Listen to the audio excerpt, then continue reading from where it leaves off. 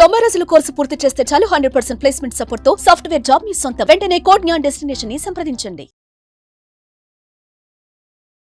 Welcome to Suman TV. నేను మీ Suman TV. నాకు ప్రవీణ్ పగడాల గారు పాస్టర్గా తన పేరు సంపాదించుకున్నారు అని చెప్పి చెప్పడంలో ఏమాత్రం సందేహం లేదు. ఎందుకంటే ఇవాళ చాలా మంది కూడా ఆయన మరణానికి సంబంధించినటువంటి వాటిలో భిన్నాభిప్రాయాలు వ్యక్తపరుస్తూ ఉన్నారు. అయితే కొంతమంది అసలు ఇంత పెద్ద పర్సనాలిటీయా అనుకో కూడా ట్విట్టర్లో అతనికి సంబంధించినటువంటి రకరకాల కథనాలు అయితే చూస్తూ ఉన్నాం మనం. ఎవరి ప్రవీణ్ పగడాల, ఆయన బయోగ్రఫీ ఏంటి, ఎందుకు ఇటువైపు ఆయన రావటం జరిగింది అనేది ఈరోజు మనతో పాటు హైకోర్టు అడ్వకేట్ అలగరి రవీంద్రనాథ్ గారు ఉన్నారు. అది వారి మాటలు తెలుసుకుందాం.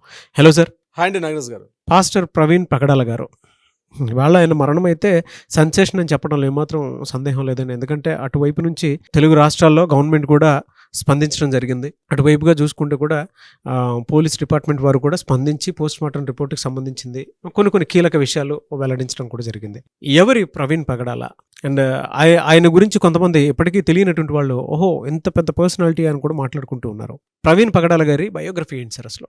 ప్రవీణ్ పగడాల గారు ఈయన గురించి ఒక వివరాలు చాలా తక్కువగా లభిస్తుంటాయి. కానీ ఒక సందర్భంలో తను ఒక సాక్ష్యాన్ని ముఖ్యంగా చర్చలో సాక్ష్యాలు ఇస్తూ ఉంటారు. ఎలా నేను క్రైస్తవ మతంలోకి మారాల్సి వచ్చింది, ఏ రకంగా నేను అంటే దైవజనుడిగా ఎలా మారాను, ముఖ్యంగా విశ్వాసంగా ఎలా మారాను అనే సందర్భంలో తను చెప్పినటువంటి కొన్ని విషయాలు నేను మీతో పంచుకునే ప్రయత్నం చేస్తాను నాగరాజ్ గారు. ఆయన యాక్చువల్లీ బేసికల్గా ఆయన కడపవాసి. యాక్చువల్లీ కడప దగ్గర ఉన్న ప్రొద్దుటూరు ఈయన యొక్క స్వస్థలంగా తెలుస్తుంది. వీళ్ళ మదర్ది ప్రొద్దుటూరే. వీళ్ళ తండ్రి ఎక్కడో తెలియదు. బట్ మనకు తెలిసిన వివరాల ప్రకారం, ఆయన చెప్పిన వివరాల ప్రకారం ఏంటంటే వాళ్ళ ఫాదర్ ముస్లిం, వీళ్ళ మదర్ క్రిస్టియన్.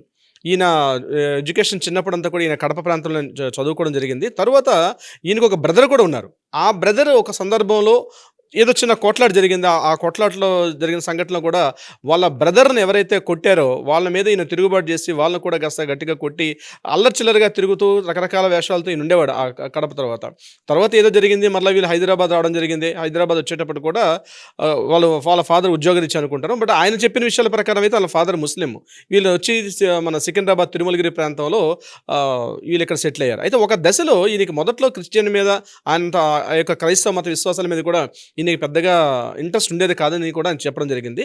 అయితే ఒక సందర్భంలో 2006 ఆ ప్రాంతంలో ఒకసారి ఈ బాప్టిస్ట్ చర్చ్ దగ్గర ఒకసారి ఒక చిన్న మీటింగ్ అయితే, ఆ మీటింగ్ సెమినార్కి వెళ్ళిన తర్వాత అక్కడ ఉన్నటువంటి అంటే మొదట్లో చాలా అవిశ్వాసం కూడా హల్లెలూయా అని చెప్పే పదాలు ఏవైతే వాడతారో ముఖ్యంగా క్రైస్తవ జనులు, ఆ పదాల మీద చాలా వ్యతిరేకతగా ఉండేవారు. అయితే ఒక సందర్భంలో ఆ మీటింగ్ అటెండ్ అయిన తర్వాత అక్కడ ఉన్నటువంటి ఆ రోజున పాస్టరు ఒక మత ప్రచార నిమిత్తం మధ్యప్రదేశ్లో ఉన్న ఇండోర్కి వెళ్ళి అక్కడ కాస్త ఒక ప్రచారం చేయమని చెప్పి ఈయనకి చెప్పడం జరిగిందని.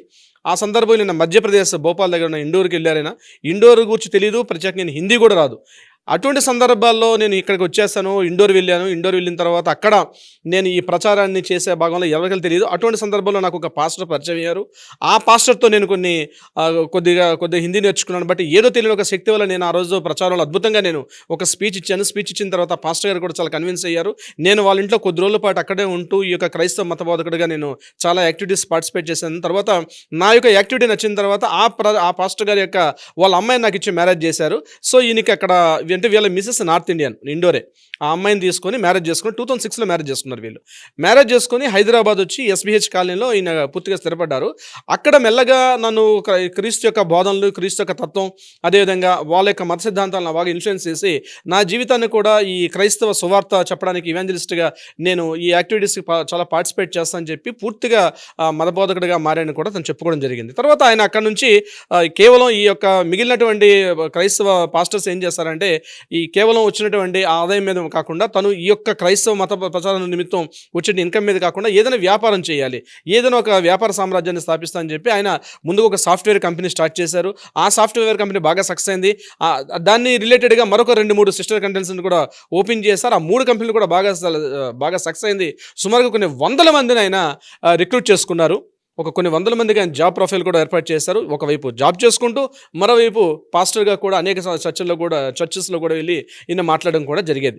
అయితే తన ద్వారా ఏదైతే సాఫ్ట్వేర్ కంపెనీ వచ్చిన ఇన్కమ్ ఏదైతే ఉందో దాన్ని పూర్తిగా తన సులభాన్ని కాకుండా ఆయన దాంతోపాటు ఇది కొంతవరకు సమాజ సేవకు వాడాలి, ముఖ్యంగా ఈ క్రైస్తవ మత వ్యాప్తి కోసం, క్రైస్తవ విశ్వాసాలకి కాస్త ఉపయోగపడాలి, ఎవరైతే అనాథజనులు ఎవరెవరైతే ఉంటారో వాళ్ళకు కూడా ఉపయోగపడాలని ఆదాయం చెప్తూ ఆయన రాష్ట్ర వ్యాప్తంగా తెలుగు రాష్ట్రాల్లో పూర్తి స్థాయిలో చేయడం కూడా జరిగింది. అయితే మొదట్లో ఆయన చాలా లేనటువంటి స్థాయి నుంచి కంపెనీస్ని పెట్టి వందల కోట్ల రూపాయలు కూడా ఆయన గెయిన్ చేసుకున్నారని కూడా తెలిసింది. అయితే ఇందులో చాలా భాగం వరకు ఏదైతే ఈ వ్యాప్తి కోసం, అదేవిధంగా ఈ విశ్వాసులు ఎక్కడైతే పూర్తిగా లో ప్రొఫైల్ ఉన్నారో వాళ్ళందరూ కూడా తీసుకోవడం కూడా జరిగింది. అయితే ఈయనకు ఒక 2 అమ్మాయిలు కూడా పుట్టారు. పెద్ద అమ్మాయి వయసు ఇప్పుడు బహుశా 17 ఏళ్ళు ఉండొచ్చు, చిన్న అమ్మాయి వయసు 4 years అని చెప్తున్నారు మనకు తెలిసిన ఇన్ఫర్మేషన్ ప్రకారం. వీళ్ళు కూడా పూర్తి స్థాయిలో ఈ యొక్క క్రైస్తవ మత బోధనలో, క్రైస్తవ మత ప్రచార వ్యాప్తి కోసం అని చెప్పి, అంటే క్రీస్తు యొక్క తత్వాన్ని, క్రీస్తు యొక్క సువార్తని ప్రచారం చేసే భాగంగా తన యావత్ జీవితాన్ని కూడా చేయడం కూడా జరిగింది. దీనికి సంబంధించి మనకు అందిన ఇన్ఫర్మేషన్ ప్రకారం ఏదేమైనప్పటికీ కూడా ఈయన ఎందుకు ఆదర్శంగా నిలిచారంటే, కేవలం మిగిలినటువంటి పాస్టర్స్, నేను ఈ వర్డ్ వాడుతున్నాను, మిగిలిన పాస్టర్స్ ఏంటంటే కేవలం దశంభాగాలు ఆ యొక్క ఇన్కమ్ మీద జీవితాన్ని సాక్రిఫైస్ చేసామని వాటి మీద డిపెండ్ అవ్వకుండా ఈయన తనకంటూ ఒక ఐడెంటిటీ ఏర్పాటు చేసుకున్నారు. ముఖ్యంగా ఒక యూట్యూబ్ ఛానల్ ఓపెన్ చేసి, అదేవిధంగా ఇంటర్నేషనల్ ఒక వెబినార్స్ అంటారు, వాటిలో కూడా పార్టిసిపేట్ చేశారు. దాంతోపాటు కొన్ని బ్లాగర్గా కూడా పనిచేసి ఆ యొక్క బైబిల్ని పూర్తిగా కూలంకుషంగా చదవడం కూడా జరిగింది. ఈయన అనేక డిబేట్స్లో, ముఖ్యంగా క్రైస్తవ బైబిల్కి సంబంధించినటువంటి ఏవైతే వాక్యాలు, ఆ సువార్తలు ఉంటాయో చాలా చర్చాగోష్ఠిలో పార్టిసిపేట్ చేశారు. ముఖ్యంగా ఈ క్రైస్తవ ఛానల్స్ ఏవైతే ఉంటాయో చాలా మందిని డిబేట్ చేస్తూ ఆ యొక్క కంటెంట్ ఏదైతే ఉంటుందో, బైబిల్ కంటెంట్ ఏదైతే ఉంటుందో చాలా డిబేట్స్లో చేశారు. అది అంటే అటు హిందూ మతం కావచ్చు, ముస్లిమ్స్ మతాలు, అంటే వాళ్ళ నుంచి వచ్చే వాళ్ళని అందరినీ కూర్చోబెట్టి కూడా వాళ్ళతో కూడా డిబేట్స్ చేసి చాలా వరకు ఆయన బైబిల్లో కూడా సూక్తుల్ని ప్రచారం చేయడం, అంటే వెళ్ళే క్రమంలో ఆయన మత వ్యాప్తి, ఆయన ప్రచారంలో భాగంగా ఎవరెవరైతే ఈయనకి వస్తారో వాళ్ళందరితో కూడా డిబేట్ చేసి అన్ని రకాల వర్గాల మీద కూడా ఈయనకు ఒక పట్టు అయితే ఉండేది. అన్ని రకాల, అంటే ముస్లిం తాలూకు కొంతమంది కూడా, అంటే వీళ్ళ ఫాదర్ ముస్లిం అవడం వల్ల ఈయనకి కొంతమేరకు ఖురాన్ మీద కూడా ఈయనకి పట్టు ఉండేది. అదేవిధంగా హిందీ, ఉర్దూ ఇన్ని భాషల మీద మెల్లమెల్లగా ఈయన పట్టు సాధించారు. అంటే ఏదేమైనప్పుడు కూడా ఉన్నటువంటి మదర్ క్రిస్టియన్ అవటం వల్ల ఇటువైపు మదర్ క్రిస్టియన్ అవడం వల్ల ఈయన ఇన్ఫ్లుయెన్స్ అయ్యారు. తర్వాత ఆయన చెప్పడం ఏంటంటే, ఆయన సాక్ష్యం చెప్పిన ప్రకారం ఏంటంటే, నన్ను పూర్తిగా జీసస్ నన్ను తీసుకున్నారు, ఒక మత ప్రచారుడిగా లైఫ్ని డీల్ చేయమని చెప్పి నన్ను తీసుకున్నారని చెప్పి పూర్తి స్థాయిలో వచ్చేసారు. ఆయన వచ్చి ప్రతి చోట ఆయన యొక్క ఆయన వినిపించిన వాణి ఎలా ఉంటుందంటే, డిబేట్లో కూర్చున్నారంటే పెద్ద ఆడిటర్ అనమాట, ఆయన దిట్ అనమాట. అంటే మాట్లాడారంటే ఎదుటి వాళ్ళకి ఇంక సబ్జెక్ట్ లేకుండా అంత దిట్టంగా మాట్లాడగలదు. 10 మంది ఉంటే 100 మందిని కూడా వాళ్ళందరినీ మెస్మరైజ్ చేసినటువంటి ఒక వశీకరణం ఉండేది ఆయన మాటలు మాట్లాడితే. ముఖ్యంగా దాన్ని అట్రాక్ట్ అయ్యి ఆయన స్పీచెస్, ఆయన ఎక్కడైనా డిబేట్స్ చేశారంటే కొన్ని వేలాదిగా, వందలాదిగా ఆయన స్పీచెస్కి వచ్చేవారు. ఆయన కంటెంట్ మాట్లాడారంటే అద్భుతంగా ఉంటుంది. అదే నేను ఇంత ముందు కూడా ఒక వీడియో చెప్పాను. పిడి సుందర్రావు గారు ఇదంతా కూడా గొప్పతనం ఏదంటే, వీళ్ళ గురువు గారు పిడి సుందర్రావు గారే. పిడి సుందర్రావు గారు సుమారుగా ఈ తెలుగు రాష్ట్రాల్లో ఒక 10 మందిని తయారు చేశారు. అద్భుతంగా ఉన్నటువంటి పెద్ద పెద్ద ఈరోజు ఆయన ఏజ్ అయిపోయింది, చివరి ఏజ్లో ఉన్నారు వారు కూడా, కానీ చాలా మందిని తయారు చేశారు. అదే పిడి సుందర్రావు గారు చాలా మాటలు చెప్తారు. మనం భారతదేశంలో ఇన్ని మతాలు ఉండేటప్పుడు కూడా ఏ మతాన్ని కించపరచకుండా మన మతాన్ని చేసుకుంటూ వెళ్ళాలి, బైబిల్ యొక్క గొప్పదాన్ని చెప్పడం చెప్పి సుందర్రావు గారు మాట చెప్పకుండా మనం ఏ యొక్క పాస్టర్ని కూడా మాట్లాడే పరిస్థితి లేదు ఈరోజు మన తెలుగు రాష్ట్రాల్లో. ఎందుకంటే చాలా వరకు ఆయన చెప్పుకోకుండా మనం చెప్పలేం. ఆయన ఒక బైబిల్ యూనివర్సిటీ కూడా ఏర్పాటు చేసి చాలా చేశారు సుందర్రావు గారు. సో ఆయన మనం చెప్పుకోకుండా ఏ ఒక్క పాస్టర్ పేరు కూడా మనం చెప్పలేం. It's very very most important Sundar Rao గారు.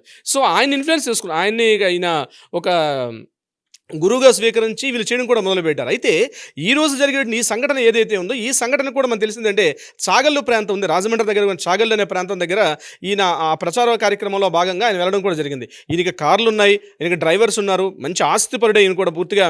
అయినప్పటికీ కూడా ఏంటంటే బైక్ మీద వెళ్ళడం అన్నది, అంటే ప్రచారం చేసుకుంటూ వెళ్తున్న భాగంలో ఎక్కడంటే వాళ్ళ యొక్క సువార్త చెప్పడం అన్నది అది అందులో భాగం ఏంటంటే, ఎక్కడుంటే అక్కడ వీళ్ళు బైక్ మీద వెళ్తూ దారిలో కూడా చెప్పుకుంటూ వెళ్తే అది కంఫర్ట్ ఉండదు, కారు కాబట్టి బైక్ మీద అన్ని మారుమూల ప్రాంతాలకు కూడా వెళ్ళే అవకాశం ఉంటుందని చెప్పి ఆయన గడచిన కొన్ని సంవత్సరాలు, 4-5 సంవత్సరాల నుంచి ఆయన బైక్నే ప్రయాణం మొదలుపెట్టారు. ఈయన ఉండే ప్రాంతం తిరుమలగిరి నుంచి ఇక్కడ నుంచి అంటే ఆల్మోస్ట్ మనకి ఒక 600 kilometers వస్తుంది రాజమండ్రి. అంటే ఇంత జర్నీ నేను బైక్ మీద చేసుకున్నాను. ఏజ్ కూడా 45 years.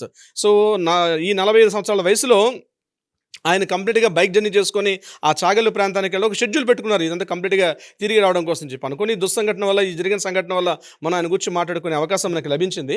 బట్ ఏదేమైనప్పుడు కూడా ఇలాంటి సంఘటన జరగకూడదు నాగరాజు గారు. అది హత్య జరిగిందా, లేకపోతే యాక్సిడెంట్ జరిగిందా, ఏం జరిగింది? బట్ నేను ఎస్పీ గారు మాట్లాడిన మాటల్లో కూడా ఇప్పుడు ఈ మాట చెప్పారు. చాగల్లు దగ్గర ప్రచారం కోసంలో భాగంగా ఆయన ఈ ప్రాంతానికి రావడం జరిగింది. ఇది మొదటిసారి కాదు, ఆయన చాలా సందర్భాల్లో రాజమండ్రి, కాకినాడ, రావులపాలెం ఈ ప్రాంతాల్లో చాలా వరకు ఆయన ఈ ప్రచార భాగంలో భాగంగా వెళ్తూ ఆయన యొక్క స్పీచెస్ చెప్తూ ఉంటారు. అందులో భాగంగా రావడం జరిగింది.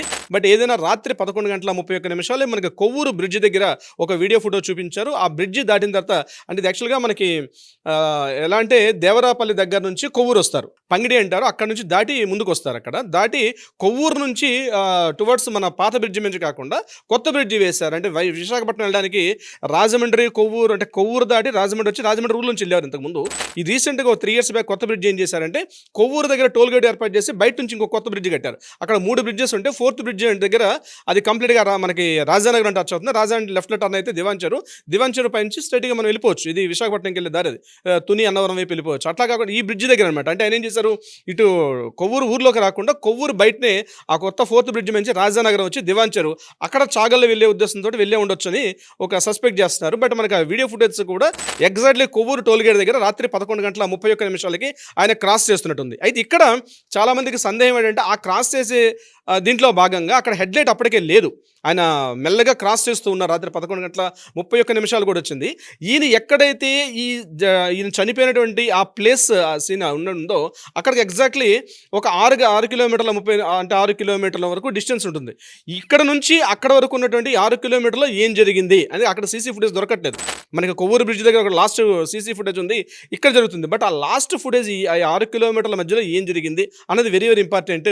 దాని గురించే పోలీసులు కూడా పూర్తిగా దర్యాప్తు బృందాలన్నీ కూడా పనిచేస్తున్నాయి. ఒక స్పెషల్ ఒక టీమే పనిచేస్తుంది. దాని మీద ఎవరెవరు ఉన్నారు, దీని మీద ఎవరెవరు ఇన్వాల్వ్మెంట్ ఉంది, ఫోరెన్సిక్ కానీ లేకపోతే క్లూస్ టీమ్స్ అన్నీ కూడా చాలా అద్భుతంగా వర్క్ చేస్తున్నారు. ముఖ్యమంత్రి చంద్రబాబు నాయుడు గారు కూడా దీని మీద స్పందించి ఇమీడియట్గా దర్యాప్తును తీవ్రతరం చేయమని చెప్పారు. ఎందుకంటే ఇది కొంతమంది విశ్వాసాలకు సంబంధించి చాలా సెన్సిటివ్ మ్యాటర్.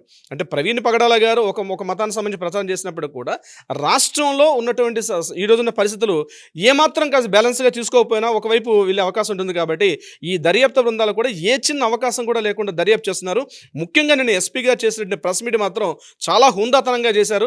ఆయన అయితే మనం మీడియా ముఖంగా కూడా అభినందించాల్సిన అవసరం అయితే ఉంది. నాగరాజు గారు చాలా అద్భుతంగా చేశారు. ముఖ్యంగా ఎస్పీ గారు ఇచ్చిన స్పీచ్, ఆయన మాట్లాడే విధానం కానీ నిజంగా అలాంటి వ్యక్తి ఉంటే బాగుంటుందేమో అనిపించింది. ఆ వీడియో నేను చూసిన తర్వాత అనిపించింది ఆయనతో ప్రెస్ మీట్ కూడా. ఎనీవే దర్యాప్తు బృందాలు ఇవన్నీ కూడా కలెక్ట్ చేసి పూర్తిగా వివరాలు కూడా మనకు వెలుగులోకి తొందరలో వచ్చే అవకాశం ఉంటుంది. నాగరాజు గారు చూద్దాం అండి ఏ మేరకు ఉంటుంది ఏంటి అనేది. బట్ ఏదేమైనా సరే ఇలా జరగటం అనేది బాధాకరం. Anyways thank you so much Ravindranath garu. Thank you so much Nagaraju garu. Suman టీవీలో మీ పర్సనల్ అండ్ బిజినెస్ ప్రమోషన్స్ కోసం కింది నెంబర్కి కాంటాక్ట్ చేయండి.